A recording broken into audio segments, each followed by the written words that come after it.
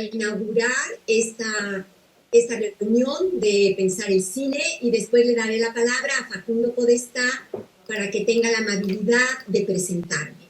Muchas gracias. Buenos días a todos, es un gusto estar de nuevo aquí, regresando con las cuestiones del cine. Y bueno, hoy es un día muy especial porque va a estar presentándonos Cristina Jarque, nuestra querida psicoanalista, que nos enseña tanto sobre el Conde de Montecristo y sobre Elena Rojo, que Elena Rojo, bueno, como ya sabrán todos, es una actriz mexicana que tiene más de 46 películas realizadas y 37 novelas. Ganó muchos premios, incluso estaba revisando, ganó un premio en España también, que se llama El Laurel de Oro de España en el 2004, me pareció bastante interesante. Y bueno, ella aquí en México, Elena, es muy conocida por su trayectoria en las novelas. Los mexicanos les encantan las novelas, pero no solo se va a hablar de ella, sino que se va a engarzar con Dumas, que es el escritor tan conocido que escribe Los Tres Mosqueteros y escribe El Conde de Montecristo, de lo cual va a hablar Cristina.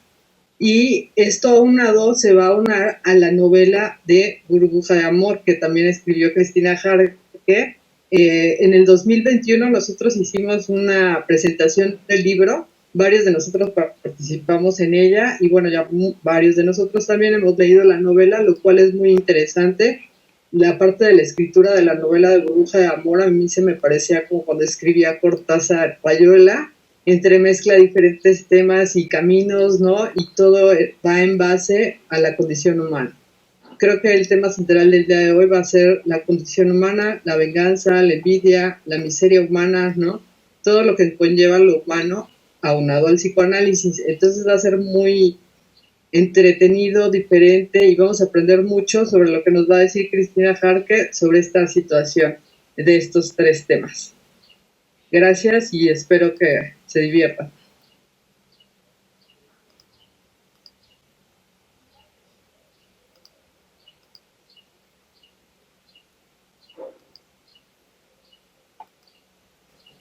Buenas tardes, buenos días, depende de donde estén.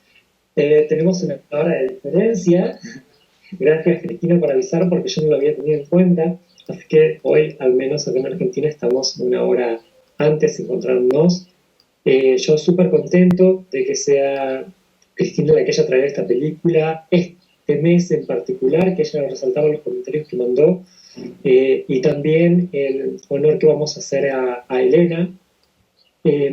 Voy a presentar a Cristina. Ella es psicoanalista en Toledo, fundadora del ATE, vicepresidenta de la FED, representante de CRIP España, directora del Arco Europeo en Madrid, y además creadora de las Voces de la Violencia, que vemos que se presenta en teatro, en diferentes lugares. La verdad que éxito por todos lados, un éxito para hoy. Decía Cristina también, muy contentos con esta película que la vi en su momento cuando recién salió, hace 22 años ya del estreno de la película El Conde de Montecristo. Obviamente hubo versiones anteriores, muchas versiones para TV, novelas, series, y bueno, hoy vamos a hacer el cruce con esta novela en honor a Elena. Un placer tenerlos con nosotros. Como saben, siempre luego de la presentación de Cristina, un espacio para comentarios, pueden levantar la mano, activar su teléfono. Así que, bueno, te doy la palabra a Cristina. Muchas gracias por traernos esta peli y por acompañarnos.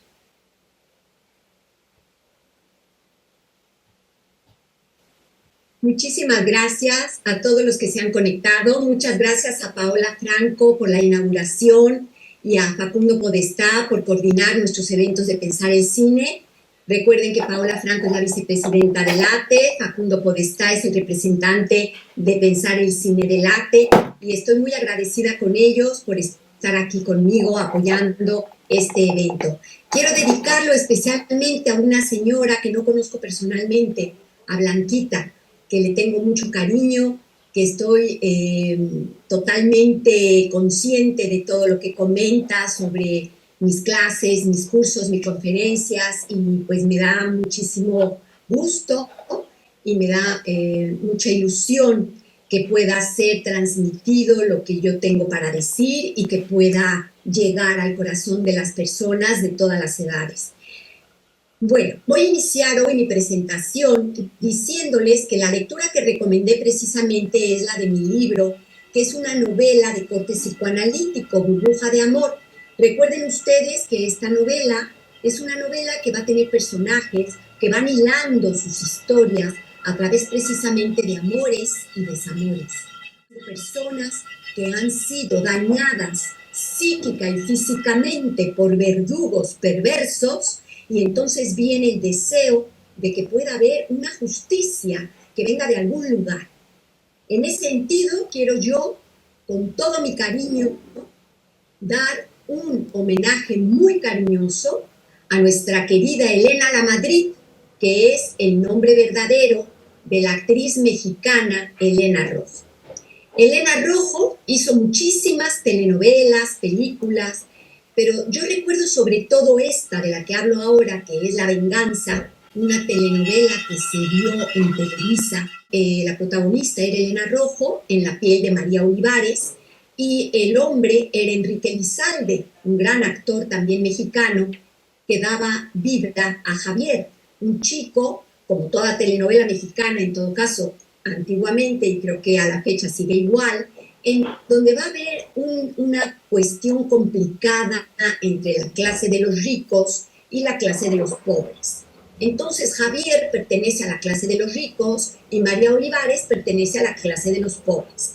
Y en un pueblo de México, María Olivares, poseedora de una belleza impresionante, necesita ella, digamos, lo único que quiere es a su abuelito, que es Maximiliano, que vive en una choza.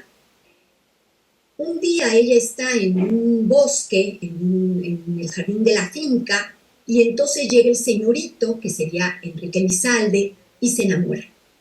La cuestión es de que como ella es pobre y él es rico, empieza pues la típica problemática de todas las telenovelas latinoamericanas, del estilo de María la del Barrio, del estilo de Los ricos también lloran. Pues en esta pasa algo similar. La clase rica no acepta a la chica humilde, pero lo que es interesante es que hay como una necesidad de humillarla de parte sobre todo de una mujer que se llama Carmen y que nota que esta chica humilde, vamos a decir, tiene algo que Carmen no tiene. Aunque Carmen tenga dinero, le falta algo que María Olivares tiene. ¿Qué puede ser? Yo creo que desde el punto de vista de la clínica psicoanalítica podemos decir que María Olivares es poseedora de eso que llamamos el encanto de la feminidad, el enigma de la feminidad. Hay algo con la feminidad que María Olivares tiene y que Carmen, con todo su dinero, no lo puede comprar. Entonces le coge verdaderamente manía. Y llega un momento, y eso me parece interesante en la novela, en la que la humilla al grado de decirle que es una ladrona y le dice que tiene que recoger con los dientes una pulsera de oro que está en el lodo. Entonces María Olivares recoge la pulsera de oro del lodo con los dientes. Y la escena es tremenda, porque tú miras allí la maravillosa Elena Rojo con todos los dientes llenos de lodo y mirando a aquella mujer como con una, ¿qué les diré yo? Como con una mirada de pregunta, como ¿qué te pasa? ¿Qué es esto? Como esta pregunta que se hacen algunas personas que son humilladas, ultrajadas, rebajadas por un verdugo que tiene poder, o lo que sea, y que goza haciendo esta humillación a alguien que probablemente pues lo que tiene es superioridad sobre el verdugo. Ya lo hemos visto desde inicios de la vida humana en este dato de la Biblia en donde sale Caín y sale Abel, y es el primer crimen de la historia en donde el que asesina es un hermano, es Caín. Caín asesina a Abel. ¿Y por qué? Por celos. Tema de nuestro libro que ha sido publicado este año, por envidia, porque no soporta algo que tiene Abel. Esto yo creo que es lo que tenemos que cuestionarnos hoy al escuchar la historia de María Oliveros y escuchar la historia del Conde de Montecristo. Parece que hay algo que tiene esta persona, en este caso María, y hay algo que tiene esta persona, en el otro caso Edmond Dantes, que provoca envidia y celos en los que están a su alrededor. Pero lo que a mí me parece súper interesante es visualizar que la mayor parte de las traiciones viene siempre de los allegados más próximos. Y eso es lo que trata mi novela Burbuja de Amor. Es una novela en donde los allegados más cercanos son los que traicionan, son los que violan los derechos, son los que atacan, son los que asesinan, no solamente a nivel de un asesinato, digamos, pasado al acto, sino asesinar en el sentido de lo que implica la palabra. Asesinar en lo simbólico. Yo quisiera decir que gran parte de lo que escuchamos en la clínica psicoanalítica son personas que vienen fracturadas del alma. Y en muchas ocasiones lo que escuchamos nosotros los psicoanalistas son personas que de pronto te dicen, es que me ha traicionado mi hermana, mi padre, mi madre, mi hijo, mi pareja. Y uno se pregunta, qué fuerte. Estas son las verdaderas traiciones que dan, las de los más cercanos a nosotros. Pero son las traiciones que más abundan. Y por eso en la literatura y en el cine y en las series de televisión vemos que los que traicionan son los cercanos, el amigo íntimo, el hermano, el Caín de la historia de cada quien. Yo quiero que ustedes en este momento visualicen a una mujer que llega con un dolor y te dice, me ha violado mi padre, mi hermano, mi primo, mi mejor amigo. Quiero que ustedes visualicen a una persona que llega y te dice, mi hermana me ha robado la herencia y me ha dejado sin nada. O mi mejor amigo me ha quitado a mi novia. O mi madre me ha dejado caer. Estas son las fracturas que tenemos que arreglar en la clínica psicoanalítica. Son las fracturas de los sufrimientos reales de las personas. Entonces vamos a introducirnos en la maravillosa novela de Alejandro Dumas, que escribe y que se publica en 1844 y que va a ser el icono de todas las venganzas. Nada más pónganse ustedes a imaginar la cantidad de películas, series de televisión y novelas que se han escrito después de este gran clásico, El Conde de Montecristo. La película que nosotros vimos para esta reunión de cine fue la que se proyectó en 2002, con un director, Kevin Reynolds, y con un actor, Jim Caviezel. Pero he de decir que queda un poquito corta la película. Queda un poquito corta porque resulta de que el final no va a ser fiel a la novela. Entonces, como el final no es fiel a la novela, nos quedamos un poco, cuando hemos leído el libro, claro está, como que no alcanza a concluir lo que podemos realmente reflexionar en torno a lo que es la novela.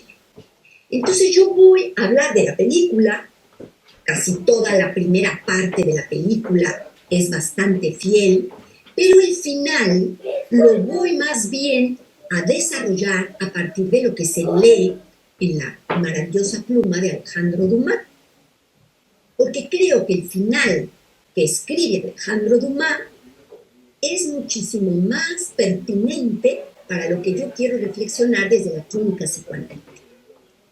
Digamos que lo que vamos a intentar reflexionar esta tarde todos nosotros es, ¿existe la justicia del inconsciente?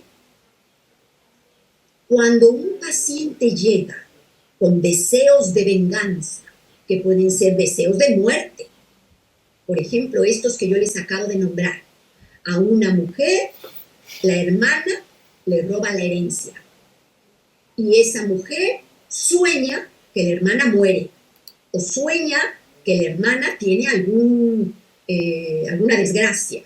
Es su deseo inconsciente de que se haga justicia. Vamos a pensar en el chico al que el mejor amigo le quita la novia, y le vienen deseos de que el amigo muera, de que el amigo tenga algún accidente, de lo que sea.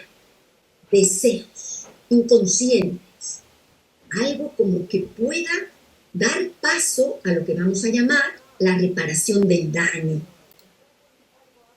No creo que desde el punto de vista de la clínica psicoanalítica podamos dejarnos llevar por lo que yo voy a llamar el buenoidismo. La mayor parte de algunas terapias van en torno a no odies, cuidadito, cuidadito con el odio, hay que cogernos de la mano y amarnos todos, amar al prójimo como a ti mismo. Las religiones en torno de la armonía, en torno del amor, pero la clínica psicoanalítica a lo que va es a que un saber se convierte en verdad. Y en ocasiones el saber reprimido, precisamente lo que reprime son los sentimientos adversos, oscuros, complicados, negros, el odio. Pero me pregunto, les pregunto, ¿valdrá la pena reprimir el odio? Porque luego puede salir de otra manera. Síntomas, atragantamientos, enfermedades. Yo tengo una paciente que tiene lo que ella me ha dicho, diagnosticado por la terapeuta anterior a mí, pensamientos intrusivos. Yo le pregunto que cuáles son y me dice, cuando estoy comiendo me viene el pensamiento de que me voy a atragantar y me voy a quedar muerta. Estos son síntomas de qué. Y si hurgamos la agresividad de esta chica que está reprimida, agresividad no a ella misma, a otro. Y entonces le repercute en un pensamiento de autoagresión. No merece la pena reprimir el odio. El tratamiento psicoanalítico es para que el odio salga. Es para que tengamos un lugar en donde hablarlo, en donde poder ponerle palabra a lo que nos daña. Si te han violado, puedes desearle bien a tu violador. ¿Por qué creen ustedes que cuando alguien está en una cárcel, la persona que ha sido perjudicada se siente un poco más aliviada? Porque hay algo del orden de la reparación del daño. Justicia, diría la mente. Justicia. Y eso es lo que pide el ser humano. Justicia. ¿Pero cuál? Muchos recurren a Dios. La justicia divina. No te preocupes, me ha hecho este daño, pero Dios se lo hará pagar. esta vida va a hacer que se le regrese. Todo lo malo que ha hecho le va a regresar. Lamentablemente no siempre es así. Y entonces la gente perjudicada, fracturada, dañada, agredida, ¿qué hace? Con su sensación de injusticia, con su sensación de daño, con su sensación de es que esto no puede ser. Hace poco vino una mujer que me dice que su hermana le robó la herencia y que resulta que la hermana, siendo todavía joven, se ha muerto de pronto. Y viene mi paciente con alegría y me dice, perdona que me veas alegre ante esta muerte, pero es justicia. Todavía no vendía las propiedades y ha muerto de pronto. Un derrame cerebral. No pudo disfrutar del robo. A mi paciente le parece reparación del daño. Vamos a pensar en alguien que ha sido violada. ¿Cómo reparó ese daño? Esa humillación, ese abuso de poder. Miren ustedes, las mujeres que son violadas actualmente, cómo necesitan ese lugar de marzo, el mes de marzo, para ser de alguna manera escuchadas, para que de alguna manera haya una voz, que unidas todas puedan decir, abusan de nosotras. Reparación del daño. Probablemente no al 100%, pero alivia, ayuda, permite que los síntomas vayan siendo un poco más ligeros, porque los síntomas surgen cuando hay un desequilibrio a nivel inconsciente. No se trata de la justicia del hombre, no se trata de la justicia de Dios, se trata de la justicia del inconsciente, se trata de lo que el sujeto considera justo para sí mismo. De eso se trata. Y eso es lo que tenemos que escuchar. Entonces vamos a tratarlo de escuchar a partir de la maravillosa historia de Alejandro Dumas. Miren, en esta historia vamos a tener varios personajes. Tenemos a Edmond Dantes, que es el personaje principal, me encanta. Edmond es un chico guapo, bueno, joven, inocente y de una familia que intenta salir adelante desde el trabajo. Él es un segundo oficial de barco, por lo tanto es un navegante. Él está enamorado locamente y es correspondido de una mujer que se llama Mercedes. Pero ahora nos vamos a introducir en la problemática de los personajes que van a encarnar a Caín en la historia de Edmond. Tenemos primeramente a Fernando, de apellido Mondego.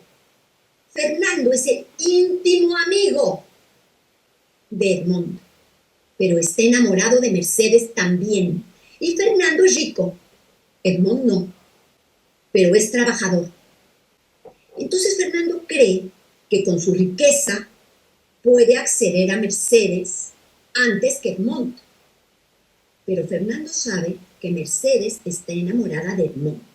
Por lo tanto, el Caín que va a encarnar Fernando Mondego es el de los celos por amor. Edmond es su rival.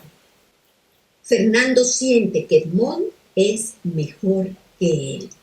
Más guapo, más tierno, más, ¿qué podemos decir? Carisma desde lo masculino, carisma desde eso que puede tener un hombre en el sentido de que pueda gustar a otros, y Fernando no, carismático, atractivo, con brillo. Nuestras abuelas decían con estrella, las abuelas decían, hay personas que nacen con estrella y hay personas que nacen estrelladas. Pues las que tenían estrella pueden ser las que tienen ese brillo y que de alguna manera son envidiadas. Eso pasa entre Fernando y Edmond. Aun cuando Fernando tiene más dinero, es lo único que tiene más que Edmond. Y Mercedes prefiere a Edmond. Después vamos a tener otro personaje. Se llama Danglars. Danglars es el primer oficial del barco, es decir, jefe de Edmond. Y no lo quiere. No lo quiere porque Edmond es carismático, porque le cae muy bien al capitán, que se llama Pierre, porque es muy trabajador, y por eso, porque tiene ese brillo. Entonces, Edmond va a tener dos hombres que no lo ven con buenos ojos. Fernando y Danglars. Fernando le envidia a la mujer, la novia Mercedes, y Danglars le envidia que es un trabajador competente y piensa que probablemente pronto, digamos, le va a ganar. Así las cosas, suben al barco y van a navegar cuando de pronto el capitán del barco, que se llama Pierre, se enferma. Ya saben, este tipo de enfermedades de aquella época, en donde empiezan con el estómago y no saben qué tienen, mucha fiebre, muy mal, y se pueden morir, no hay antibióticos, no saben qué hacer. Entonces encallan en la isla Elba. Y en la isla Elba, ¿quién está? Está exiliado Napoleón Bonaparte. Entonces, cuando llegan a la isla Elba, bajan del barco buscando ayuda para Pierre, el capitán, y es Edmond, el que tiene cariño por Pierre, el que busca ayuda desesperadamente y habla directamente con Napoleón Bonaparte. Napoleón se da cuenta, pues, que Edmond es un hombre de fiar. Entonces le dice, no se preocupe, yo voy a curar a Pierre, voy a intentar ver qué tiene, pero yo le voy a pedir a usted un favor. Entonces Napoleón Bonaparte escribe una carta, se la da a Edmond y le dice, esta carta tiene que llegar a esta persona. Cuando usted llegue a París, la hace llegar. Y Edmond, en eso, digamos, inocente, naïf, toma la carta y dice, vale, yo entrego la carta, señor Napoleón Bonaparte, tenga usted confianza en mí. No la abre, no ve quién es, para quién va, la guarda de manera discreta y decide que va a entregar la carta. Imagínense ustedes lo que está escribiendo Alejandro Dumas. Está escribiendo, pues, que precisamente tenemos el problema de que en aquella época Napoleón Bonaparte está exiliado, pero hay muchos bonapartistas. Y si una persona en ese momento se pone del lado de Napoleón, está en contra del otro gobierno, por lo tanto puede ser condenado a la cárcel o a la pena de muerte incluso. Entonces es una situación un poco compleja y Edmond no se da cuenta de eso. Él simplemente dice, vale, llevo la carta, sin entender que se está metiendo en camisa de 11 varas. Cuando llegan a Marsella, estando ya en Marsella, Danglars y Fernando, que son estos dos rivales de Edmond, se han dado cuenta que Napoleón Bonaparte le ha dado una carta a Edmond y entonces hacen lo que vamos a llamar una conspiración. Aquí es en donde tenemos precisamente lo que llamamos, pues, la traición de los más allegados. Resulta de que Danglars y Fernando van a decir que Napoleón Bonaparte le ha dado una carta a Edmond y que Edmond es bonapartista y hay que encerrarlo en la cárcel. Entonces, de pronto, le caen los guardias a Edmond. Edmond no sabe qué hacer, grita que es inocente, que está pasando, que él no es bonapartista, que simplemente ha traído una carta de Napoleón Bonaparte porque él se lo pidió, pero que la carta no es para él. Él es inocente en realidad. Pero Fernando ve que esa es la manera de quitarse de encima al rival y casarse con Mercedes. Y Danglars ve que esa es la manera en la que tiene de quitarse de encima a Dantes, a Edmond, puesto que ya lo habían aumentado de cargo a capitán y ya era jefe de Danglars. Entonces lo llevan a alguien que se llama el magistrado, que en ese momento es un hombre que se llama Villefort. Villefort lo escucha y se da cuenta al 100% que él no es culpable. Se da cuenta que es un chico inocente, que ha tomado una carta de buena fe de Napoleón, que no ha querido ir en contra del gobierno, que no es bonapartista, que le han un poco, ¿cómo les diré yo?, engañado un poco, que ha caído en una cosa dañina sin querer. Se da cuenta un poco, vamos a hablar de la inocencia de Edmond y de que no hay culpabilidad. Y está dispuesto a absolverlo cuando le dice, oiga, ¿tiene usted la carta? Entonces Edmond le dice, sí, aquí está la carta. Le da la carta. Y entonces Villefort abre la carta y, oh sorpresa, se da cuenta que la carta está dirigida a su padre. El padre de Villefort, íntimo amigo de Napoleón. Entonces de pronto Villefort se encuentra con un problema personal.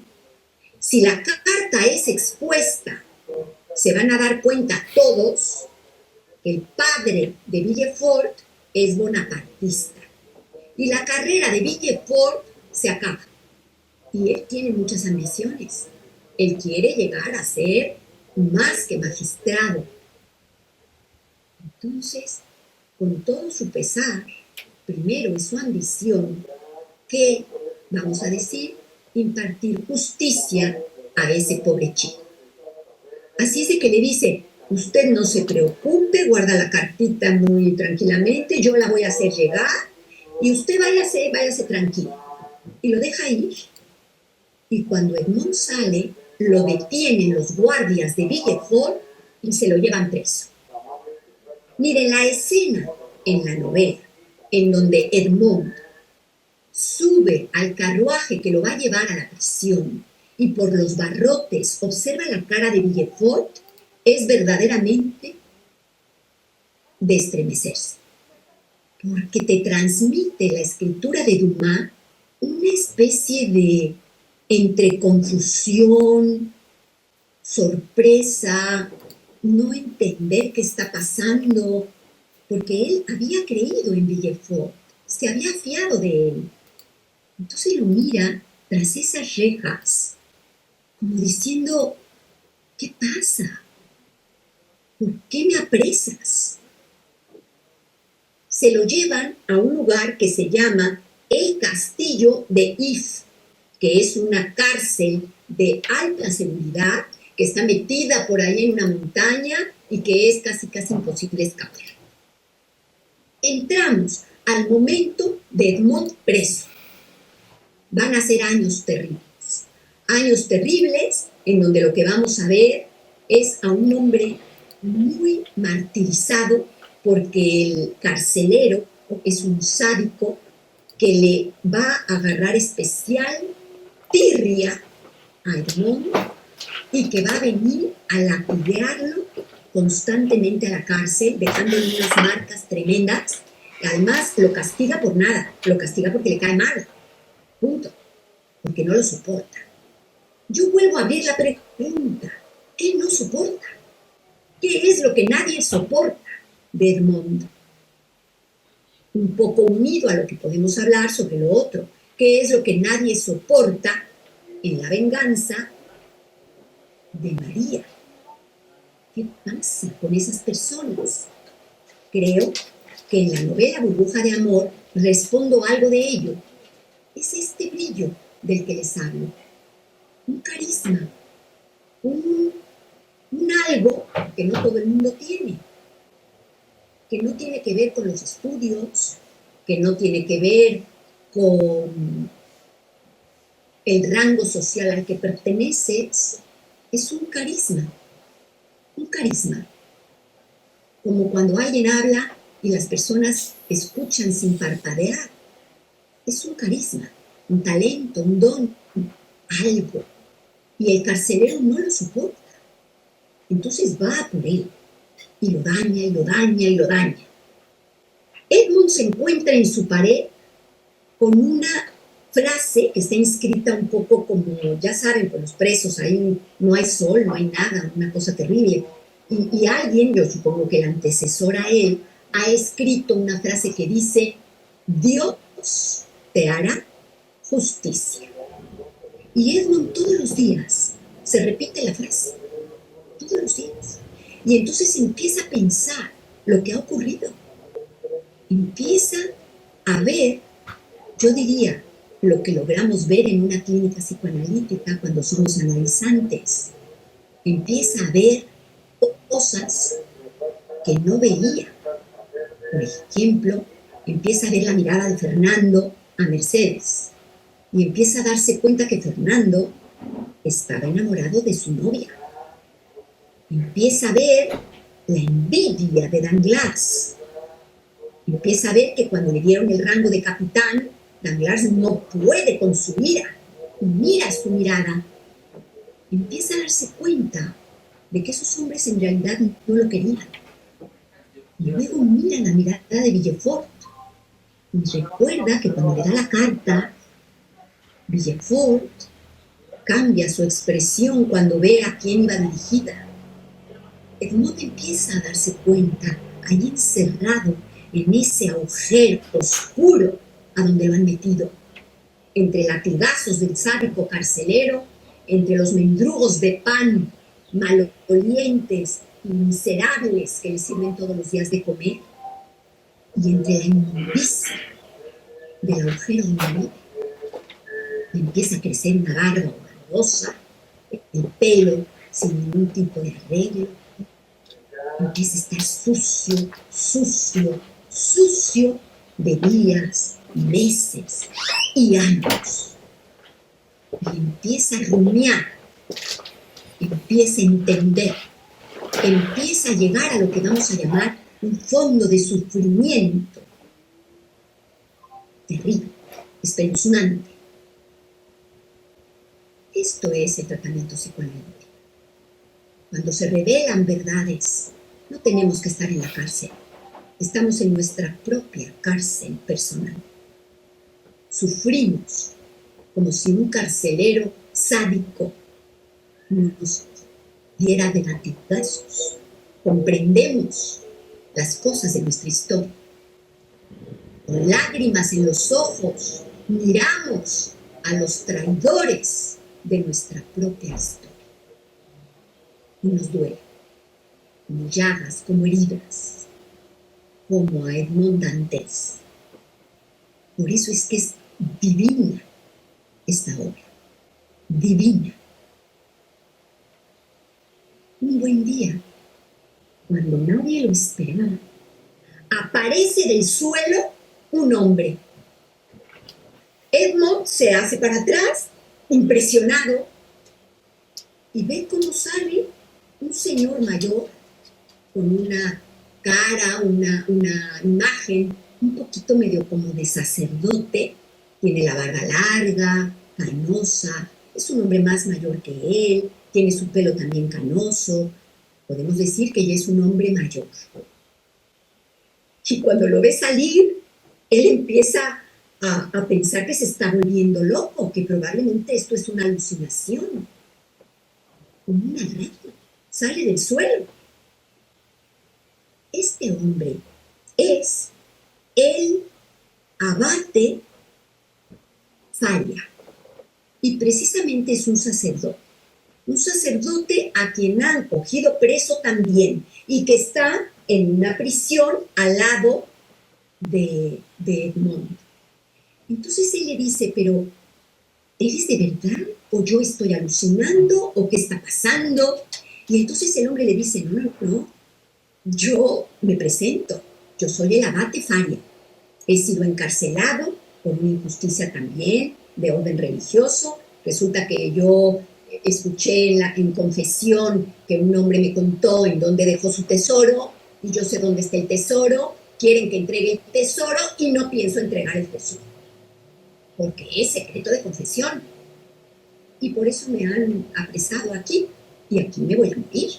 Entonces Edmond le cuenta cuál es la historia de él, Los dos empiezan a hablar sobre sus propias historias y entonces llega un momento en el que el abate le dice, mira, yo no sé si yo voy a lograr salir de aquí porque ya soy mayor. Yo estoy cavando túneles para escaparme, porque si no aquí voy a morir y yo no quiero morir aquí. Entonces, yo voy a seguir cavando.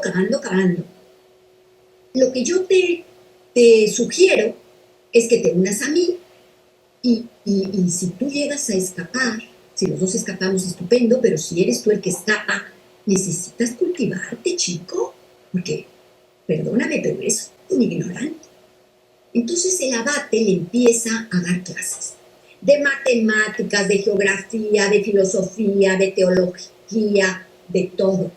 Le enseña la lucha de defensa personal, le enseña las herramientas, vamos a decir, para tener el arte de vivir. Tienen todo el tiempo del mundo. El abate se va corriendo a su prisión por el túnel que ha hecho cuando dan la comida, para que los guardias lo vean, pero luego viene otra vez donde está él, Edmond va al lugar de él, en fin, que hacen ahí su apaño para llevarse y desarrollan una amistad, de esas amistades lindas y hermosas, en donde a veces uno tiene el privilegio de tener esa conexión con alguien en la vida.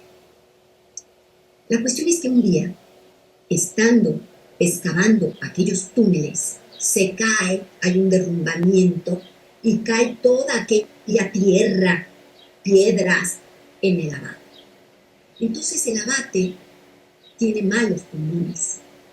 Edmond lo saca como puede, lo lleva, está desolado porque lo quiere muchísimo, porque es su hermano, su padre, su única persona del mundo, y está afligidísimo de perderlo, pero no lo puede salvar. Y el abate muere, pero antes de morir le da el mapa en donde está el tesoro por el cual el abate está preso en esa prisión del castillo de If. Entonces Edmond lo guarda y se da cuenta de que ese tesoro está en un lugar que se llama la isla de Montecristo. Lo guarda. Cuando van a venir los guardias por el abate, porque lo deja Edmond en su celda, muerto, entonces los guardias a la hora que abren, ven que el hombre no ha comido y que han pasado días, pues abren la puerta de aquel agujero donde estaba el abate y lo ven muerto. Entonces dicen, está muerto, vamos a sacarlo. Entonces toman una bolsa negra y lo meten ahí el cadáver y salen para ir a por más hombres para echarlo al mar, porque el castillo quedaba arriba del mar. Entonces echaban los cadáveres desde allá arriba al mar, en esas bolsas. Entonces Edmond piensa que ese es su momento. Saca al abate de la bolsa, pone el cadáver en su propia celda, lo tapa y se mete él en la bolsa. Como ya está tapada la bolsa, pues llegan los hombres, sacan aquel cadáver y ya van a tirarlo. Es un momento interesante porque de pronto uno de los guardias descubre que el que está en la celda de Edmond no es Edmond, sino el abate, sale corriendo para decir que no, que al que van a tirar está vivo, y viene ahí un momento digamos, de tensión de qué va a pasar, pero el hombre, Edmond, logran tirarlo antes de que se den cuenta, pero el carcelero sádico sí alcanza a escuchar que el que están tirando es Edmond, al que odia. Entonces él se coge de la bolsa y caen los dos. Ya en el mar, Edmond logra salir y el carcelero se queda ahogado. Digamos que allí tenemos la primera reparación del daño para Edmond. El carcelero sádico muere. Podemos decir que quizás Edmond le da una ayudadita, o no. La cuestión es que muere. Se quita a alguien que ha sido su verdugo durante años de manera injusta. Edmond llega a una isla y al llegar a la isla, pues él se siente libre, ya soy libre, qué bien, pero llega a una isla de piratas en donde hay el jefe que se llama Luigi. Luigi le dice, mira, te podemos matar o tú ahora te pones a pelear en duelo con Jacobo, que nos ha traicionado, y el que gane, pues vive, y el que pierda, muere. Edmond está muy bien adiestrado de su abate que le enseñó la defensa, y él gana. Entonces, cuando van a matar a Jacobo, Edmond le dice a Luigi, no lo mates, no lo mates, vamos a hacer un trato, yo te voy a servir durante mucho tiempo y tú le perdonas la vida a Jacobo. Entonces Luigi le perdona la vida a Jacobo y Jacobo se va a convertir en el fiel acompañante de Edmond en agradecimiento a que le salvó la vida. Y se va a convertir en el amigo entrañable, pero en una relación más de amo-esclavo, diríamos, en la dialéctica hegeliana, en donde Jacobo está agradecido por lo que Edmond ha hecho, que es salvarle la vida. Y lo va a proteger y lo va a servir el resto de su vida. Edmond se hace amigo de aquellos piratas y en uno de los viajes llega a la isla de Montecristo, descubre el tesoro y se convierte en el conde de Montecristo. Allá viene con todo aquel dinero, una fortuna enorme. A mí me hace mucho pensar tanto la novela de La venganza de Elena Rojo como esta novela de Alejandro Dumas, en donde lo que tenemos es que aquel que ha sido perjudicado, que ha sido dañado, se logra vengar, pero siempre aparece el factor dinero. Yo me pongo a pensar qué hubiera sido del conde de Montecristo si no es el conde de Montecristo y es Edmond Dantes. ¿Qué hubiera sido de María Olivares si no es María Olivares? Ella se convierte en Alejandra Balmaceda, que hereda una herencia enorme de un hombre viejito que luego en esa novela resulta ser su padre biológico y la hereda. Entonces esta mujer humilde, María Olivares, se convierte en una señora pues muy intelectual, que tiene muy buenos modales. Le pasa lo mismo que a Edmond. Es decir, Edmond tiene un maestro que es el abate Faria, que lo enseña a ser un caballero, porque era un chico humilde, sin buenas maneras, y muy inculto, hay que decirlo, ignorante incluso, inocente. Y la María Olivares lo mismo, es una mujer humilde, con malos modales, que se viste de manera muy sencilla, y cuando se convierte en Alejandra Balmaceda, pues es una dama, culta, con buenos modales, con voz mesurada, sabe hablar de todo, sabe de arte. Son personas distintas. Estas que se vienen a vengar ya tienen un poder a nivel de lo que vamos a llamar en la clínica psicoanalítica el don del dinero, que les va a facilitar la venganza. Otra manera de decir la venganza en estas historias, la reparación del daño. Entonces, en este momento yo voy a introducir una frase que me ha parecido maravillosa y que les encontré, que dice: antes de empezar un viaje de venganza, cava 2 tumbas. Yo creo que esto lo han oído en otras ocasiones. Si quieres vengarte, cava 2 tumbas. Significa que tú vas a acabar también afectado por esa venganza. Esta frase la dijo Confucio. Y en la historia de Alexandre Dumas vamos a ver que efectivamente va a haber estragos, va a haber efectos secundarios colaterales de daño a otros inocentes que va a tener que cargar el vengador en sus hombros. Esto no lo vemos en la película, porque al final de la película va a terminar como que los que pagan son los malos, son los traidores, son los que hicieron mal, los que obraron mal. Eso estaría genial, que se quede ahí, ¿verdad? Pero en realidad no es así. En la novela, al final de la historia, va a haber muertes y daños de personas inocentes. Y esto es lo que le va a hacer reflexionar a Edmond, porque el lapsus que hago es con Eduard, porque Eduard va a ser un niño que al final de la novela de Dumas termina asesinado. Y es un niño, es el hijo de Villefort, y va a terminar asesinado por la venganza de Edmond. Y a Edmond le hace reflexionar porque es un daño colateral. Edmond quería vengarse de Villefort. Recuerden ustedes, Villefort es el que quema la carta y lo manda a prisión. Pero, lamentablemente, no logra controlar hasta dónde puede llegar la venganza, ¿ven? Entonces, esto es lo que creo que es importante que analicemos.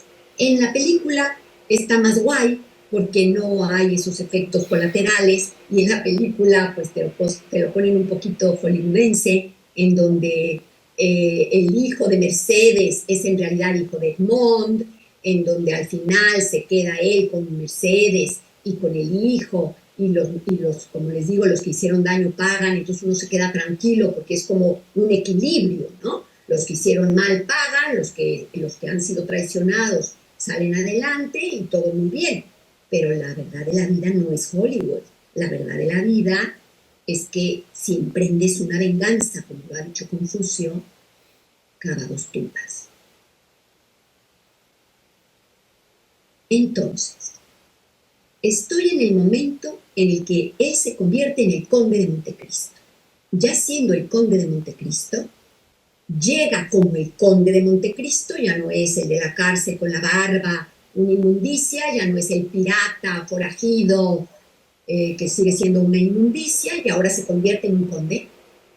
Entonces el pelo de conde, el vestido de conde y el oro del conde, y el sirviente del conde y el castillo del conde y el dinero del conde y el rango del conde. Entonces él sabe que tiene que entrar dentro de la sociedad.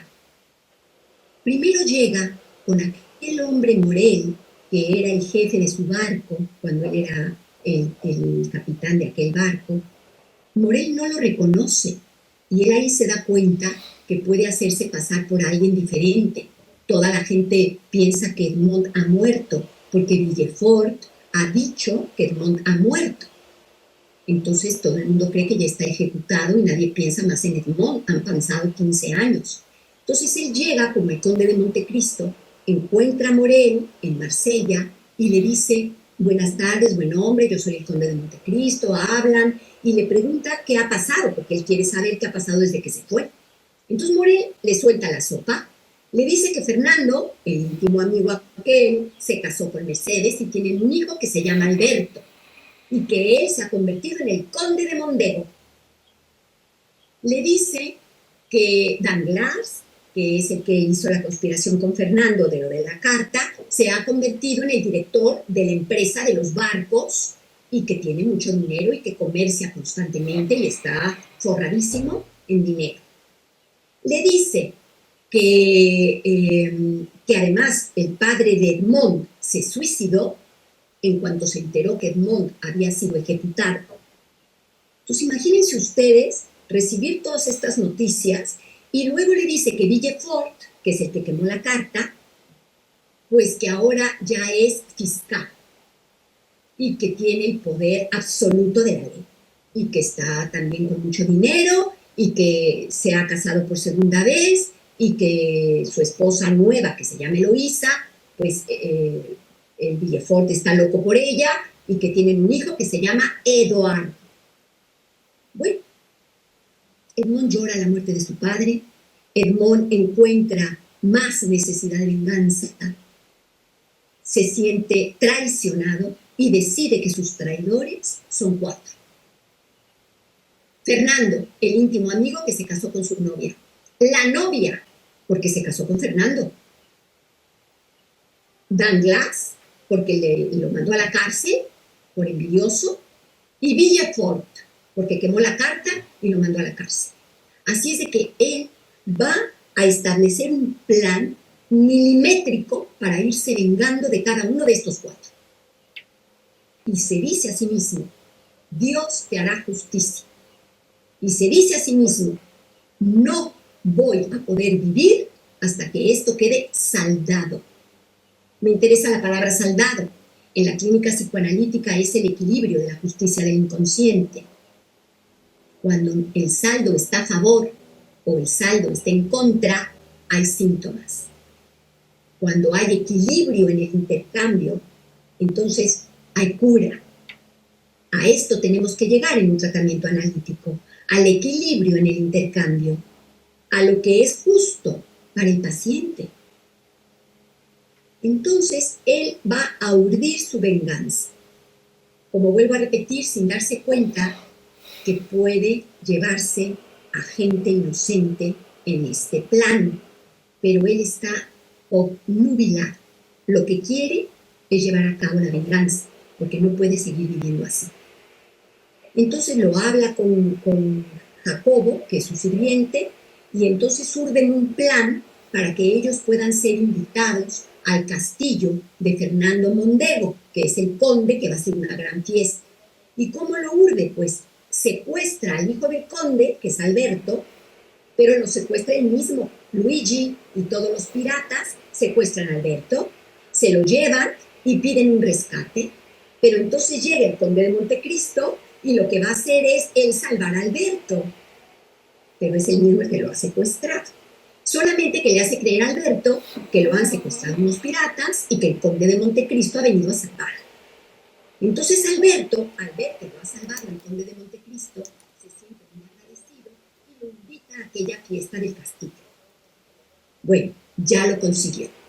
Llega a la fiesta y en la fiesta vamos a ver que Alberto no tiene muy buena relación con el padre, es decir, con Fernando, y vamos a ver que Edmond nota cómo está el ambiente, nota que Villefort y Fernando y Danglars no tienen mucho contacto, como que después de lo que han hecho para encerrar a Edmond, se quedan un poco como no tan amigos tampoco, es como que ellos se conocen sus trapitos sucios y más bien se mantienen un poquito alejados, como los corruptos, vamos a decir, ¿no?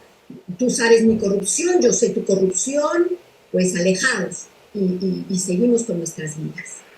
Nota que Mercedes no tiene un buen matrimonio con Fernando, nota que Fernando es infiel y en el baile Mercedes se da cuenta, como no podía ser de otra manera, que el conde de Montecristo es Edmond Dantes.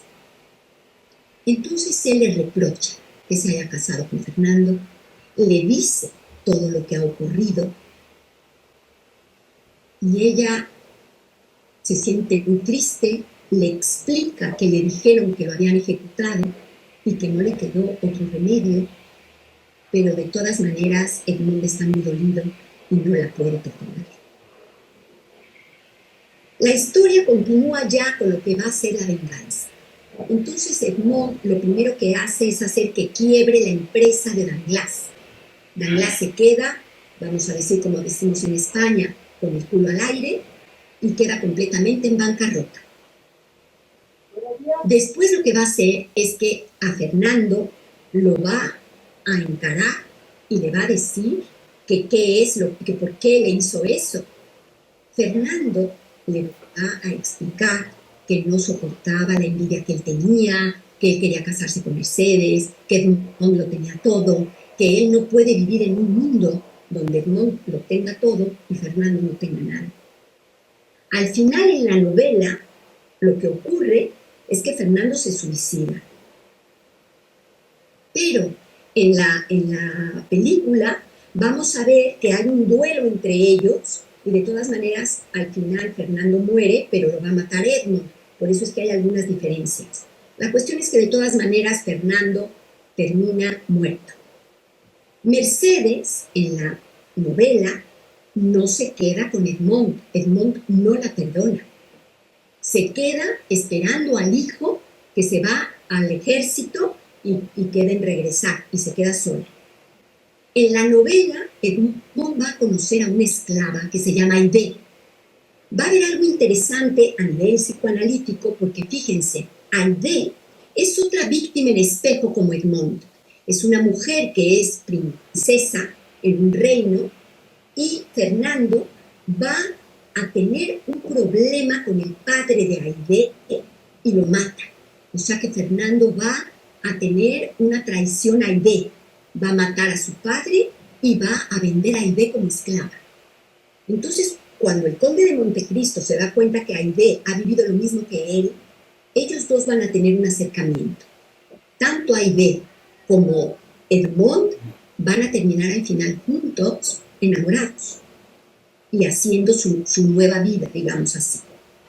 En la película, como digo, se queda con Mercedes y creyendo que el hijo es de Mercedes y de él. Y después Villefort. Esta es la parte importante porque en la película no va a ser de esa manera. En la película simplemente Villefort termina encarcelado y lo mandan a la cárcel porque lo acusan de haber quemado aquella carta de Napoleón Bonaparte, de haber encarcelado a Edmond de manera impune, en fin, y termina en la cárcel. Pero en la novela es donde viene la parte importante que yo les digo de los efectos secundarios. Porque en la novela lo que va a ocurrir es que Villefort tiene dos esposas. La primera esposa se divorcia y allí va a tener una hija que se llama Valentina. Y la segunda esposa se llama Eloísa. Entonces Edmond se va a dar cuenta que Eloísa es una mujer que quiere la herencia para ella y para su hijo Eduardo.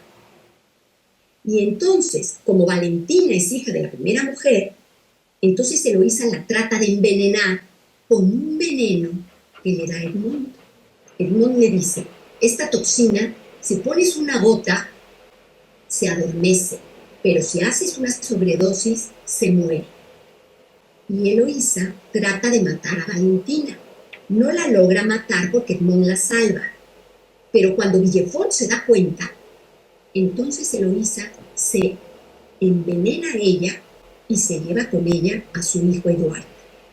Y allí es, en esa muerte de Eduardo, un niño inocente, que no tiene nada absolutamente él, digamos, vela en el entierro, que termina muriendo. Y eso es, vamos a decir, el precio que va a pagar Edmond por su venganza. Va a quedar él marcado con esa muerte de un inocente por llevar a cabo su venganza hasta el fin. Entonces, para concluir, el conde de Montecristo se venga de los cuatro. Se venga de Villefort, se venga de Fernando Mondego, se venga de Mercedes y se venga de Danglars. Termina con Aide la esclava y digamos que alcanza algo del orden de la redención, de estar conforme, yo diría de la aceptación, algo como del orden de la cura de su alma, de su dolor, de su traición, del avasallamiento del que él ha sido preso. Actualmente hay una serie en Netflix con William Levy que se llama El Conde de Montecristo, que sería el Conde de Montecristo del siglo XXI. Hay otra serie de Gerard Depardieu, que a mí me gustó mucho, que también habla de esta historia. Y hay otra más que se llama Revenge, que habla de una mujer que también es un conde de Montecristo.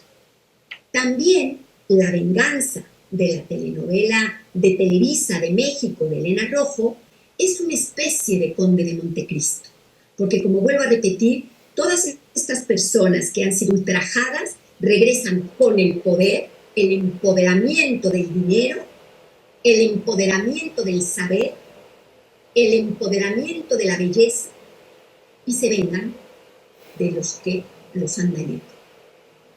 En todas estas historias encontramos belleza, dinero, cultura, saber.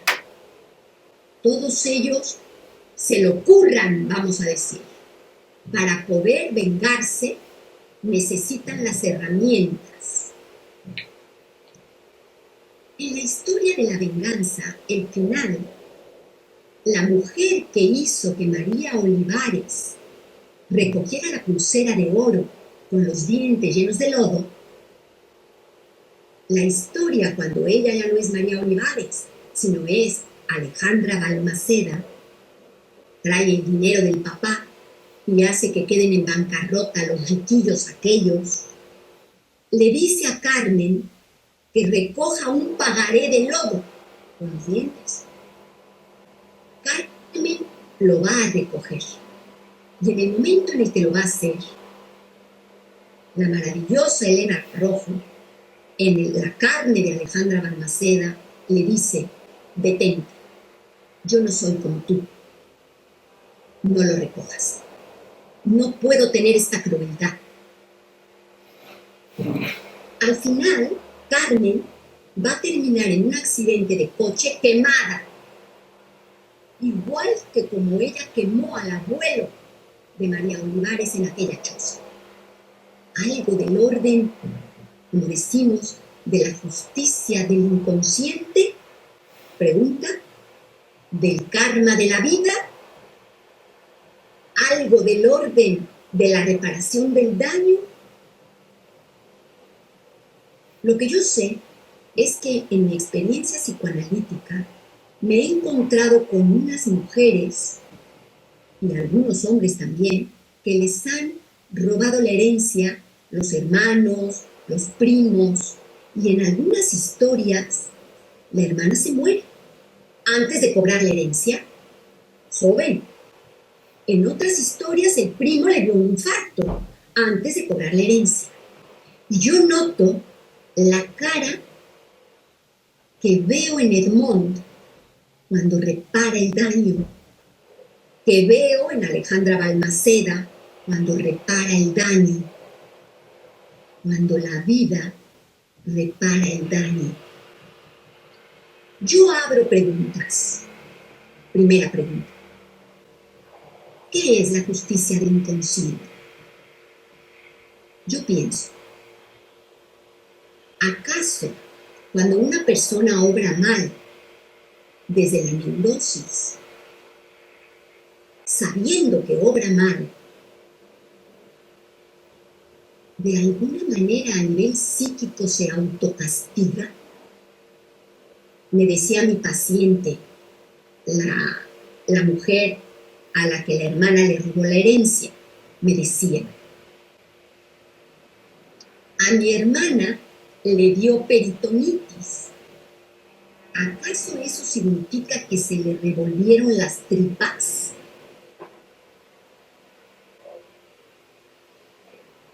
La otra persona que le ha robado el primo, a mi primo le dio un infarto en el corazón.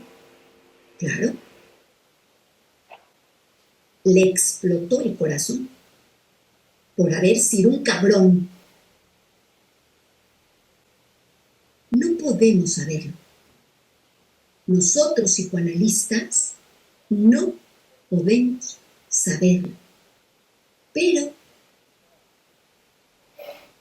justicia del inconsciente, lo que algunos llaman karma, lo que sabemos es que por más que se desee la muerte, el daño, el mal, eso no ocurre.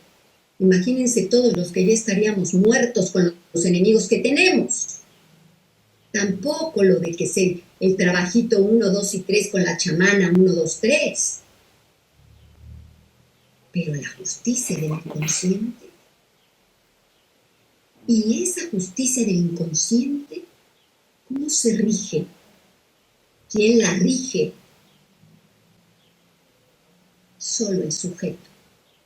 El propio sujeto. Por lo tanto, en mi opinión, la venganza o el deseo de venganza va de la mano de la justicia del inconsciente. Cuando se tiene un deseo de venganza, es porque se ha sido dañado. Si no, no hay deseo de venganza. Medea, mujeres violadas, deslealtades, engaños, traiciones, despojos. ¿Qué es lo que más duele que te quiten? Lo que a nivel psicoanalítico llamamos el falo. Dinero, amor, prestigio, trabajo. Si te quitan eso, te quitan parte del falo. Si te lo quitan todo, te quitan todo el falo. ¿Por qué las familias mafiosas mandan matar a las familias? Es lo mismo que Medea, es quitar todo lo que te da tu sostén en la vida y dejarte vivo para que sufras. Esas son las venganzas de la mafia. No es matar a la persona, es peor aún, es dejarlo vivo para que sufra. Todo esto creo que es importante que lo reflexionemos esta tarde. Concluyo aquí y doy paso a los comentarios o a las preguntas que puedan surgir. Cierro diciendo que para mí es un honor hacer este homenaje a mi querida Elena Lamadrid, nacida en 1944 y muerta a los 79 años de edad el 3 de febrero de 2024. Ha sido una mujer muy importante en mi vida, a la que estoy unida en muchos aspectos. Ha sido una mujer que me ha permitido, mediante su historia de la venganza y otras más que ha realizado, reflexionar y leer la maravillosa novela de Dumas, El Conde de Montecristo, y empezar a recorrer mi propio infierno personal, mi propia cárcel. Elena Rojo me permitió meterme en mi propio agujero, me permitió llegar a mi fondo de sufrimiento más profundo, me permitió ir a psicoanálisis y me permitió tener la valentía de hacer una maleta e irme a otro país para empezar de cero. Mi gran reconocimiento, mi gran agradecimiento a una mujer que merece todo mi respeto. Muchísimas gracias a todos por la atención esta tarde.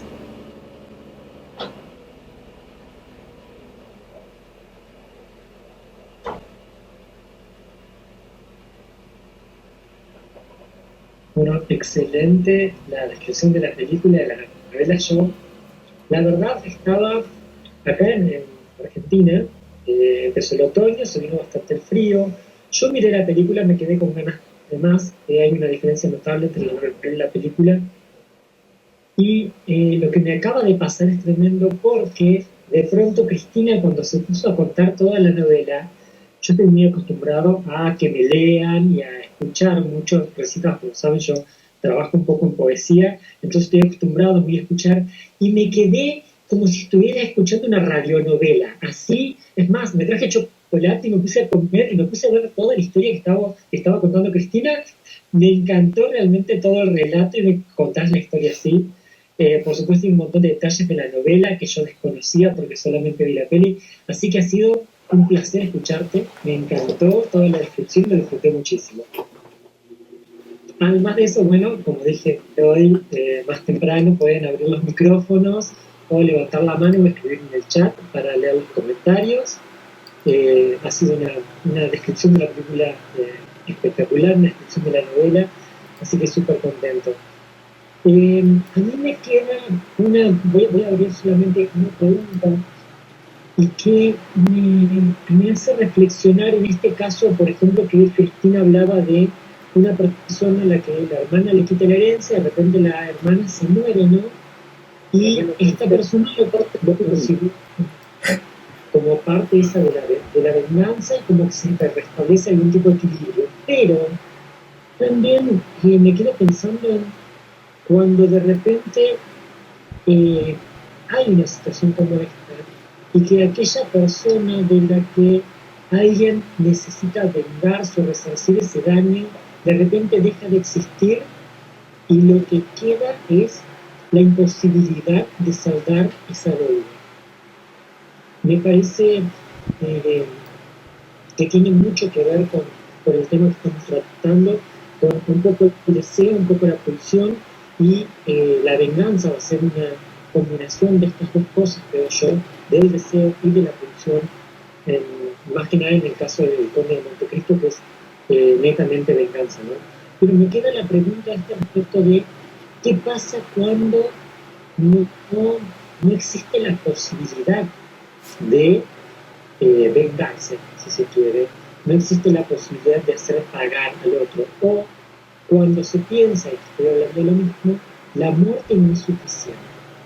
Creo que no se me viene ahora a la cabeza título en particular, pero me parece que hemos visto en algún momento donde a alguien se lo apresa durante años, que no es el caso de Dantes, porque no es que se lo quiera, que se evite matarlo y se lo haga pagar algo en particular, es el hecho de que lo meten preso, se lo dan por muerto. Pero hay casos en que el tiempo, ¿cierto?, de estar preso y de cumplir esa condena es más importante que la otra persona desaparezca o que la otra persona muera. Yo me fui un poco por ese lado porque me impactó mucho la satisfacción en el caso en el que contaba Cristina. Así que bueno, me quedo con esa reflexión y sigo pensando de, bueno, varias notas como siempre cuando escucho a alguien presentar una película. Así que los escucho. Muchísimas gracias, querido Facundo. Me emociona muchísimo lo que me has dicho y me siento muy contenta y decirte que yo pienso que esta pregunta que tú tienes es muy importante porque cuando se tiene la posibilidad de algo que es esto, como reparar el daño, fíjate, yo durante muchísimo tiempo fui la directora de una clínica en México que se llama Montefénix. Esta es una clínica de toxicomanías que se encuentra en el sur de la Ciudad de México. Y el programa de los adictos tiene un punto que se llama reparar el daño. Tú sabes que la clínica de las adicciones es una clínica muy compleja, porque cuando, por ejemplo, hay vamos a pensar, un alcohol, entonces en estado de ebriedad conduce un coche y atropella a una persona y la mata. Recuerdo el caso, por ejemplo, de un hombre de unos 55 años que en estado de ebriedad atropelló a una mujer de unos 35 años que era madre de 3 hijos y la mató. La familia estaba sumamente indignada con el hombre, por supuesto, y tenía esta sed de venganza. En la clínica de las adicciones hay un punto que se llama reparar el daño. Es intentar concientizar al adicto de que en estado de drogadicción, ebriedad o cualquiera que sea la sustancia que consume, es muy posible que haga daño, va a hacer daño, porque como sabemos, lo hemos visto en aquella conferencia que vi sobre Jekyll y Hyde, el yo del sujeto no va a ser el mismo en estado de ebriedad. Hay algo que va a venir a tu cuerpo a habitarlo y hay algo que tiene que ver con el ello, algo que tiene que ver con pulsiones inconscientes que no vas a lograr controlar, que muy probablemente van a salir y van a hacer que exista daño a terceras personas. En este caso, porque con el coche ha matado a una persona, en otros casos porque se vuelven locos y maltratan, por ejemplo, le pegan a un hijo, violan a una hija, no solo los hombres, vamos a pensar en una mujer, coge un cuchillo y agrede al marido, es decir, va a haber daño. Entonces, el tema reparación del daño es muy importante. ¿Qué pasa cuando no se logra reparar? Esa es un poco tu pregunta. Yo lo he visto, por ejemplo, cuando hay mucha ira en contra de un padre maltratador y el padre muere y ya no puedes decirle nada. Nosotros en psicoanálisis recurrimos a cartas escritas a los muertos, donde puedas confrontar de alguna manera tus sentimientos hacia esa persona, que los puedas expresar, que los puedas apalabrar. No va a ser lo mismo que si lo dices personalmente y la persona está viva y te puede responder, pero ayuda. En el caso de los adictos y en este tipo de programas de clínicas, se concientiza a las personas que hacen daño, no a las víctimas, a que sean ellas las que reparen el daño. Por ejemplo, en el caso de esta hermana que roba la herencia, si pudiera concientizarse y le diera la parte que le corresponde de herencia al hermano.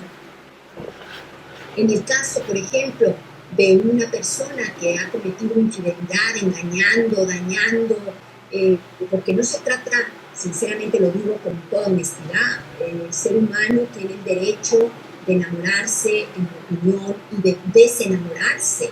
Tú no puedes ofrecer tu amor para siempre a alguien. Si el amor se acaba, se acaba. Y si una persona se enamora de otra, tiene todo el derecho. Lo que duele es la traición. Lo que duele es que engañes, que tú le digas a tu pareja te amo y pongas los cuernos, porque hay un engaño y eso es la traición. Entonces, en esos casos, pues claro que sirve que aquella persona que te ha dañado pudiera pedir perdón, pudiera reparar el daño, pudiera hacer algo para que la persona dañada quedara un poquito resarcida, vamos a decir. Pero cuando no se logra, qué dolor, qué sufrimiento. Y en pocos casos se logra. Y para eso estamos los psicoanalistas, para intentar encontrar soluciones. Yo he estado pensando últimamente mucho cómo reparar el daño cuando no te lo repara el que te ha dañado. ¿Cómo puedes reparar el daño? Tú mismo. Tú mismo, quiero decir, la persona víctima del daño. Yo creo que esto sería fabuloso, encontrar la capacidad de reparar el daño, como si pudiéramos encontrar la manera de que Edmond Dantes salga de la cárcel, se convierte en el conde de Montecristo y no tenga la necesidad de vengarse, que repare el daño él mismo. Porque, fíjense, yo pensaba, sin que él lleve a la bancarrota a Danglars, lleve al suicidio a Fernando Mondego, lleve a la locura a Villefort, porque en la novela Villefort termina loco, cuando ve que ha muerto su mujer y Eduardo, el niño, se vuelve loco. Antes de que esto ocurra, que ha sido, en mi opinión, un acto directo de Edmond. Edmond ha tenido un acto activo en ello. Pero si Edmond se hubiera quedado observando, yo sinceramente no veo lo hermoso de la vida de ninguno de ellos. Fernando era desgraciado. Mercedes no lo amaba. Mercedes amaba a Edmond. Y aunque sabía que Edmond lo habían ejecutado, se quedó enamorada de él. Fernando le ponía los cuernos a Mercedes. Era un matrimonio desgastado y terminado. Fernando no quería a su hijo. El hijo no quería a Fernando. Tenía una vida horrible el Villefort. Digo, el Fernando. Ahora, me voy a Villefort. Villefort se casó con una primera mujer, se divorció, tuvo su hija Valentina, adoraba a la hija Valentina, se casa con una segunda mujer, Eloísa, que es completamente avariciosa y ambiciosa, y que se nota que está casada con el Villefort por el dinero y la posesión.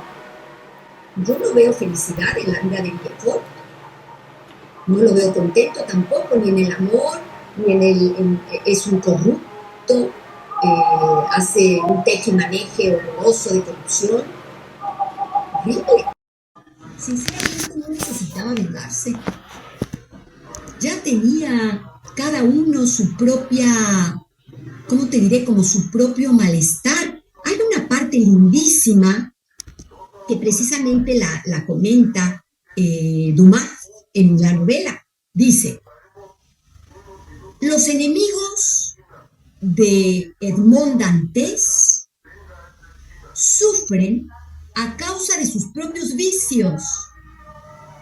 Y dice Dumas, codicia, corrupción, odio, hipocresía. ¿Acaso no hay infierno peor? ¿Era necesaria la venganza?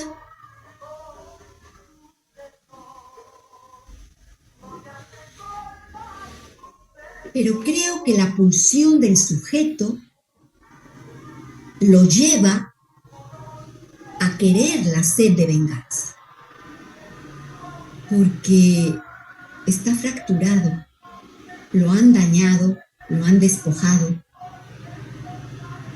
Y yo creo que esto es lo que tenemos que trabajar en un análisis. A veces me parece triste que una persona dedique su vida a vengarse.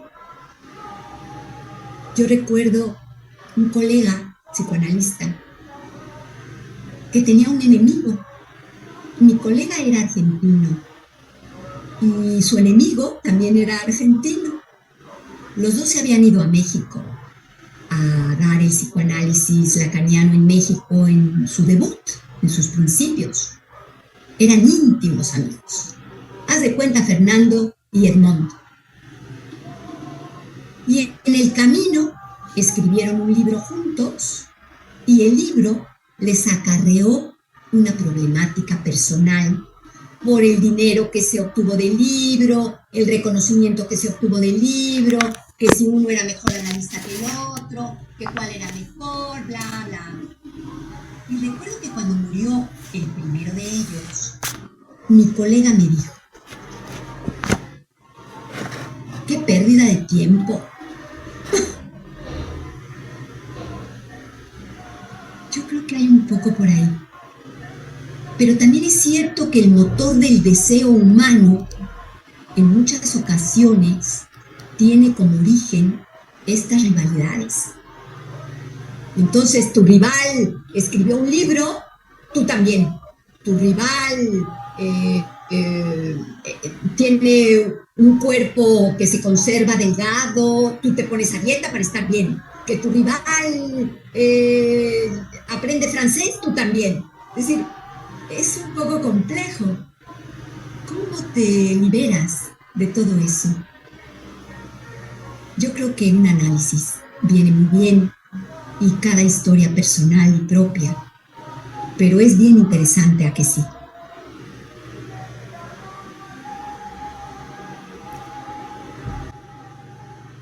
Esto me hace pensar y mucho en la relación entre hermanos y cómo se ven, como ya hemos dicho muchas veces, los hermanos no tienen el mismo padre, ¿no es cierto? Y cada uno va a tener una versión diferente de ese padre y esta competencia que hay más que nada entre hermanos, hermanas, lo que sea, ¿no? Por la forma en que los padres los vean. Ahora recordé de dónde venía lo que yo estaba preguntando, lo que hablaba antes, y era que vos comentaste, Cristina, hace bastante sobre la serie que dio un Netflix que se llama La ira de Dios, donde no aplica la ley del talión. O sea, no es diente por diente y ojo por ojo, porque el castigo no es igual, ¿no? Tiene que ser un poco más equitativo. Y también me quedo pensando ahora... Es eso como diente por corazón y ojo por cerebro. Exacto. Sí. Y hoy a la mañana tenía una reunión extremadamente aburrida y por lo tanto me puse a leer algo. Estoy un poco con lo de el libro de Pulsión y para mí lo estoy tratando de tomar por el lado de las prohibiciones, ¿no es cierto? Como reacción a la prohibición, entonces estoy de nuevo leyendo Tótem y Tabú. Y hoy a la mañana leía algo que me pareció interesante traer con el hecho de lo que le pasa con Mercedes, por ejemplo, ¿no es cierto? Y lo voy a leer para que se entienda mejor, porque si yo lo explico entreviene, ¿no? Dice, como base de la prohibición hallamos generalmente un mal deseo, un deseo de muerte formulado contra una persona amada. Este deseo es reprimido por una prohibición, pero esta queda enlazada a un determinado acto que, a consecuencia de un desplazamiento, se sustituye al primitivo, orientado contra la persona amada, y queda enlazado con la pena de muerte. Pero el proceso pasa por un desarrollo ulterior, y esto es lo que me parece interesante, a consecuencia del cual el deseo de muerte formulado contra la persona amada es reemplazado por el temor a verla morir. Así pues, al dar prueba de un cariñoso altruismo, no hace un neurótico sino compensar su actitud verdadera, que es de brutal egoísmo. Me pareció súper aplicable al caso de venganza, y más que nada no en esto tan novelesco como decir a alguien lo mandan y lo apresan, sino en las relaciones más comunes de los problemas, por ejemplo, entre hermanos. Esto de, ojalá mi hermano se muera porque, y luego la culpa, cuando de repente un deseo parece cumplirse, ¿no? Porque lo que hay de fondo es, por un lado, ese egoísmo, y por el otro, el amor al hermano, ¿no? Entonces son situaciones como muy complicadas, pero también a la vez creo que más identificables y mucho más cotidianas. Y fíjate, es un poco lo que yo decía al inicio, cuando traía el caso de la paciente de los pensamientos irruptivos. Ella en realidad lo que tiene es agresividad, odio a una hermana, a un chico que la dejó por otra y la engañó, pero no se puede permitir porque viene de una familia muy creyente de aquí de España. Entonces está mal odiar y está mal desear la muerte. Entonces aquí tenemos Freud. La agresividad contra el otro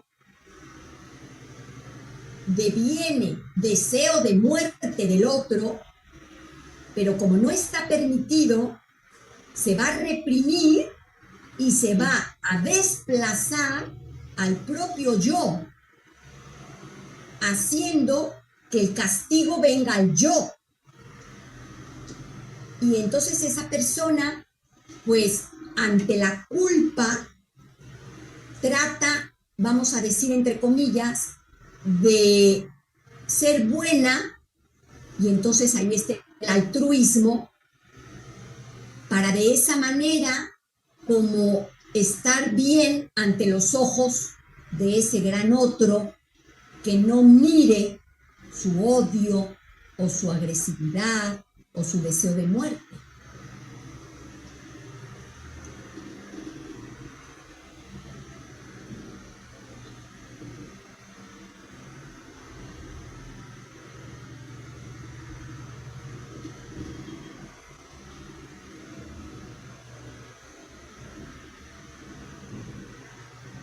No veo comentarios en el chat. Adriana está ahí con la camarita que va y viene, no sé si quiere participar. La verdad que la película es súper, o sea, más que la película, la novela me parece súper amplia, y la forma de escritura, como vos decías, Cristina, en estas partes donde de repente uno logra identificar el sentimiento que a veces, esto no es por desmerecer el cine yankee, pero un poquito sí, en el cine europeo se actúa más un trasfondo. Eso es, en el cine europeo el trasfondo se nota en la actuación. Usualmente el personaje está tan bien desarrollado, tan bien creado, que de repente uno puede identificar toda esa historia que sí o sí necesita palabras para poder conocerla, ¿no? El cine yankee suele ser, o estadounidense, hollywoodense, suele ser un poco como más rápido y más práctico, y por ahí partes que lamentablemente se pierden, como pasado en la película El Conde de Montecristo.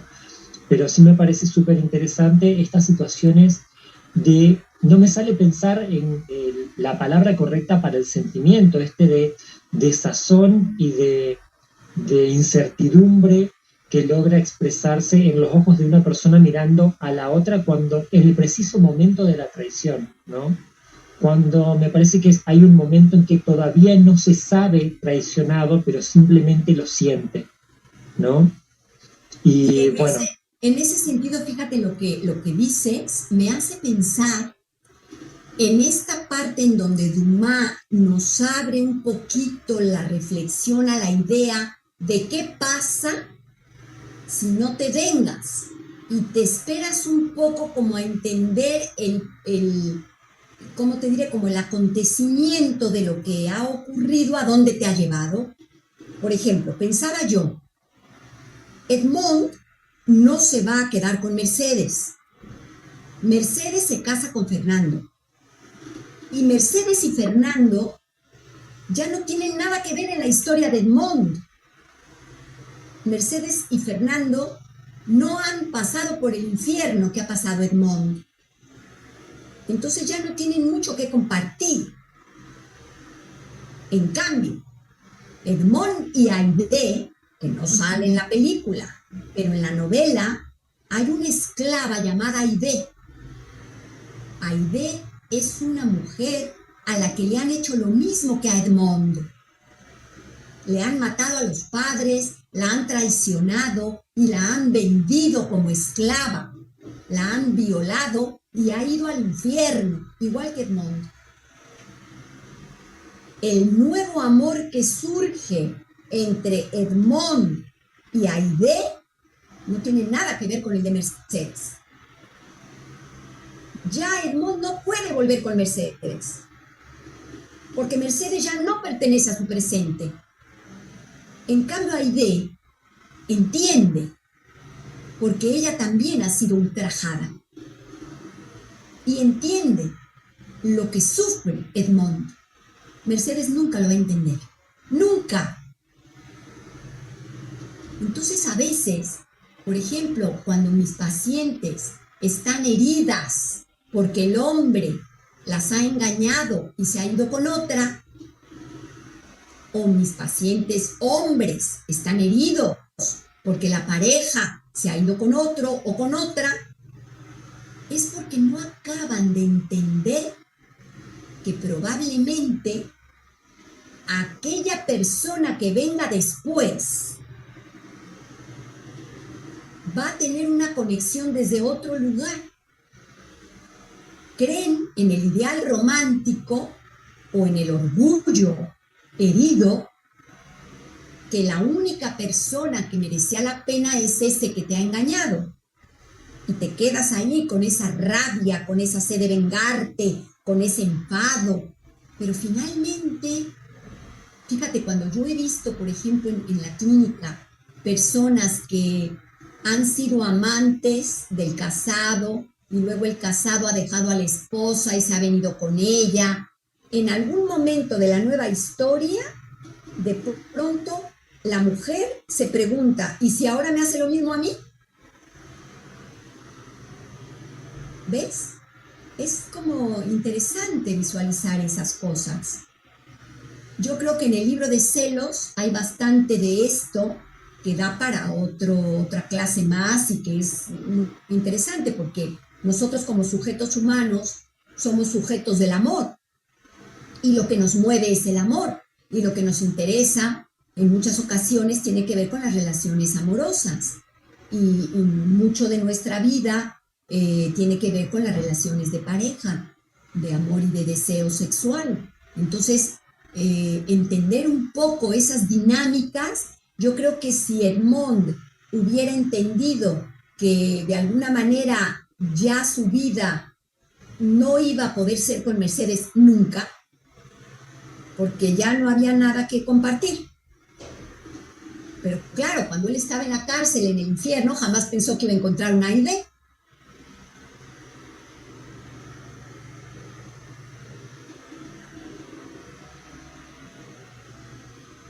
Bueno, pues vamos entrando. Perdón, Cristina. Voy a hacer tres observaciones pequeñias. Ustedes saben que yo no paro de hablar si me dejan, así que me cortan. Adelante, cariño, adelante, qué bueno.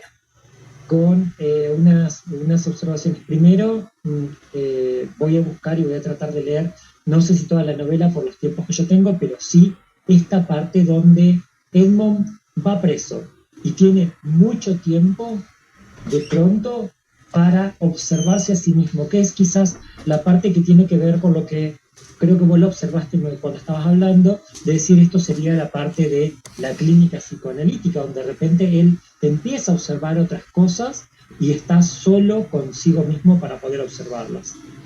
Me parece que estoy bastante interesado en ese capítulo particular de la novela. Por otro lado, me hace pensar en la identificación también, de repente lo que le pasa con Aide, de lo importante que pueden llegar a ser, no por sí solas, sino como parte de acompañamiento a la clínica que pasa con las adicciones, los grupos de autoayuda, donde de repente alguien ahí encuentra con quién identificarse y no quién se ponga en sus zapatos, sino que quizás calce el mismo talle, ¿no? Por decirlo de alguna forma. Bueno, y como me pasa siempre, me olvidé de lo último que iba a decir por no anotarlo, por estar pensando en esto otro, pero voy más o menos por ese lado con lo que me ha dejado la película. Ahora sí, veo que hay Carlos López aplaudiendo, y si querías comenzar con el cierre de este ciclo, Cristina. Bueno, pues hemos llegado al final. Yo quiero agradecer profundamente, especialmente a Facundo Podestá por la coordinación, por los comentarios, por la lectura, por ver la película, por el interés. Yo creo que es un tema muy, muy importante. Quiero agradecer a Paola Franco por la inauguración, a todos los que han asistido, y quiero agradecer también a Carlos porque él también nos ayuda mucho con lo que son las grabaciones. En esta ocasión yo hice una grabación propia también, la voy a transmitir porque hay mucha gente que me la pidió que no podía conectarse, así que he hecho la grabación y ya la transmitiré en el blog y en el Facebook. Y como veo por allá a Paola, quizás ella nos pueda cerrar. Adelante, querida Paola. Muchas gracias, Cristina. La verdad es que todo lo que nos explicaste fue bastante inspirador para seguir leyendo sobre Dumas, sobre los celos, sobre la envidia, las cuestiones del padre también, ¿no? Las venganzas. Entonces, pues seguimos trabajando, ¿no? En la siguiente publicación, pues expulsiones, ¿no? Entonces también tiene mucha relación con este tema. Gracias, y gracias a todos los que estuvieron y a todos los que van a escuchar el programa.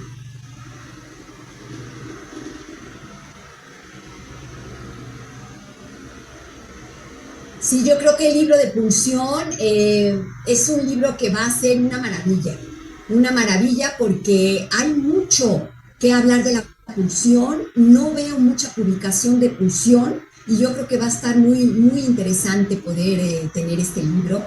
Me encanta la idea de este libro, me encanta la foto que vamos a poner en el libro, me encanta esta publicación, de verdad, me encanta, me encanta. Y bueno, yo creo que hay que seguir así, con este deseo. Yo digo que más vale paso que dure, que trote, que canse. Yo digo que a nuestro ritmo, cada uno vamos teniendo nuestras actividades, porque sí que es verdad que en la época que teníamos de la pandemia, acuérdense, de pronto eran 18 eventos, 20 en un mes, era una locura, acabamos con la lengua de fuera.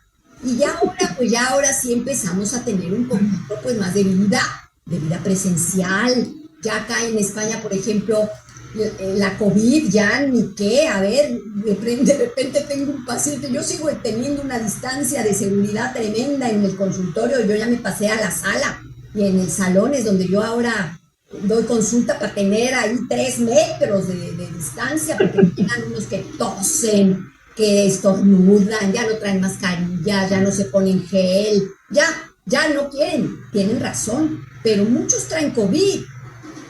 Lo que pasa es que, bueno, pues ya es otras épocas y ya ahora, en este año, por ejemplo, en España fue peor la gripe que la COVID. La gripe que dio fue una locura, hubo una epidemia de gripe con un virus muy fuerte y fue más gripe que COVID. En la época de COVID era más COVID, obviamente, y gripe no había. Yo tengo mis pacientes conspiranoicos que dicen que cuando había COVID no había gripe, que porque según una paciente que tengo echan los virus de gripe por el mundo para que todo el mundo vaya a las farmacéuticas y compre medicamentos y se forren las farmacéuticas. Bueno, ¿para qué les cuento los conspiranoicos que tengo? Pero la verdad, sea dicha, es que ya estamos con ganas de tener vida y de quitarnos las mascarillas, ya ni siquiera en los hospitales, nada, y al consultorio ya les digo, ni siquiera teniendo gripe o teniendo COVID traen mascarilla, ya ni test se hacen de COVID, nada. Y yo a veces digo, quién sabe si esto habrá sido COVID o qué. Yo sigo con mi spray, ventilo, yo sigo, pero ya hacemos la vida porque la vida nos llama a la vida. Entonces yo creo que está muy bien que en aquella vorágine de trabajo que yo creo que nos afianzamos a nuestro late para sobrevivir en esa época de pulsión de muerte, de ver la muerte alrededor, de no saber qué íbamos a hacer. O sea, yo me acuerdo que yo decía, ay, la hija de Freud se murió de la gripe española, y estamos repitiendo, bueno, todos estábamos así como muy nerviosos, y yo creo que nos cogemos de nuestra pasión para sobrevivir y para no ver la muerte. Y ahora que ya eso ha pasado, pues empezamos a seguir con nuestra vida, y yo pienso que hemos tenido ya menos actividades, pero que no excluye que sigamos teniendo una gran pasión y una alegría de seguirnos reuniendo, de seguir trabajando. Un poquito, como les digo, pues paso que dure. Entonces ahora me parece que cuando nos reunimos es como fiesta, en todo caso para mí, porque como ya no es tan seguido, bueno, verlos es como, ¡ay, qué ilusión! Ahora veo a mis chicos, ¡qué guay! Y vamos a pasar un momento muy, muy bonito, muy interesante, muy lleno de reflexiones. Así es de que con ese entusiasmo y con ese deseo bello que nos caracteriza, yo creo que nuestro libro va a ser genial. La próxima semana voy a tener aquí en Toledo de visita a Adriana Barona. Allí les vamos a mandar fotos, vamos a estar juntas las dos. Nos vamos a ir a un evento muy bonito de monólogos que me va a tocar dar a la emperatriz Sisi, probablemente la última vez, o creo que va a haber otra. Creo que tengo otra más en un pueblecito de Toledo, pero ya son las últimas de Sisi, antes de el nuevo personaje que voy a hacer se llama Chloe, y va a hablar sobre el síndrome de Munchausen, porque acuérdense que yo de la violencia que a mí me gusta hablar, porque como todo el mundo habla de la machista, yo soy un poco rebelde, y entonces yo hablo de la violencia de la madre hacia la hija. Esa es la violencia que a mí me gusta, porque es una violencia que no se toca mucho, y es una violencia que está constantemente en los consultorios. Entonces en esta ocasión voy a hablar de la madre que envenena a la hija para que la cuide al final de su vida. El síndrome de Munchausen se llama la enfermedad. Y hay una película y la protagonista se llama Chloe. Entonces esa va a ser mi nuevo personaje, que ya será a partir de septiembre. Pero este último de la Sisi, pues viene la emperatriz de París, Adriana Barona, a unirse con la emperatriz de Toledo, y nos vamos de Picos Pardos a la Sisi aquí en Olías del Rey. Así que ya les mandaremos fotos y ya les comentaremos a ver qué tal nos fue. Y bueno, pues seguimos adelante, un placer enorme, y no sé si alguien más quiera decir algo para clausurar.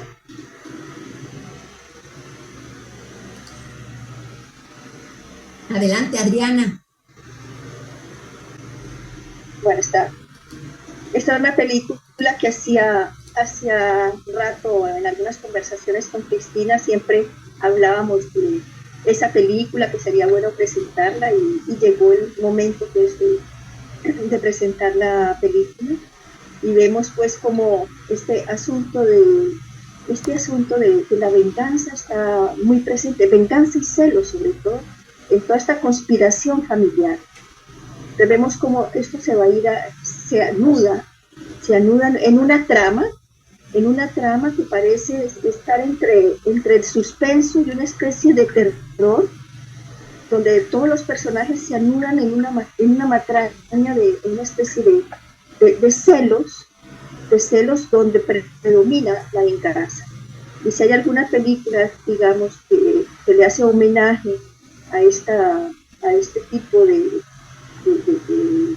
sentimiento, es justamente el Conde de Montecristo. La manera como ha sido escrita, cuando estuve buscando en Google, siempre me meto del lado también de la literatura y el estilo literario, decía que muchos pacientes sentían ese espíritu de venganza en el personaje principal de él.